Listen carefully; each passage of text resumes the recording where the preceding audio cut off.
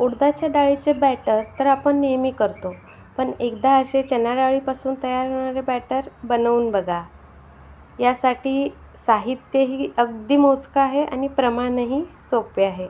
आणि हे बॅटर एकदा बनवले की यापासून पदार्थही वेगळे वेगळे आपण बनवू शकतो. यासाठी आपल्याला 2 वाट्या तांदूळ लागणार आहेत. तांदूळ कुठलेही रेग्युलर तुम्ही जे वापरता ते घेऊ शकता. आणि 1 वाटी चणा डाळ. डाळ आणि तांदूळ मी एकत्रच घेतलेले आहेत. आणि हे स्वच्छ 4 ते 5 पाण्याने धुवून घ्यायचं आहे. स्वच्छ धुवून असं चोळून धुवून घ्यायचं आहे. आणि धुवून झाल्यानंतर डाळ तांदूळ भिजेल एवढं आपल्याला त्याच्यामध्ये पाणी घालायचं आहे. आणि 1 चमचा मेथीदाणे. हे सगळं साहित्य आपल्याला 5 तासासाठी भिजण्यासाठी साईडला ठेवून द्यायचं आहे. 4 ते 5 तासानंतर बघा डाळ आणि तांदूळ एकदम छान भिजलेले आहेत.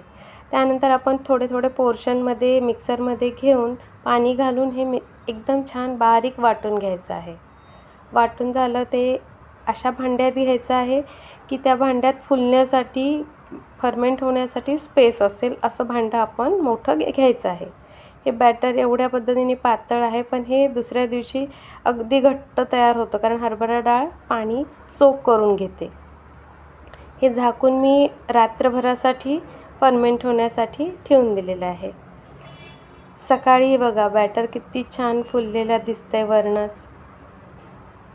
आणि जाळी पण किती छान पडलेली आहे. आणि मी म्हटल्यासारखं बघा पीठ कसं जरासं घट्टसर आपल्याला दिसत असेल. आणि ह्या पिठापासून आपण बनणारे विविध पदार्थ आता पुढच्या भागामध्ये पाहूया. त्यासाठी चॅनल सबस्क्राईब करा.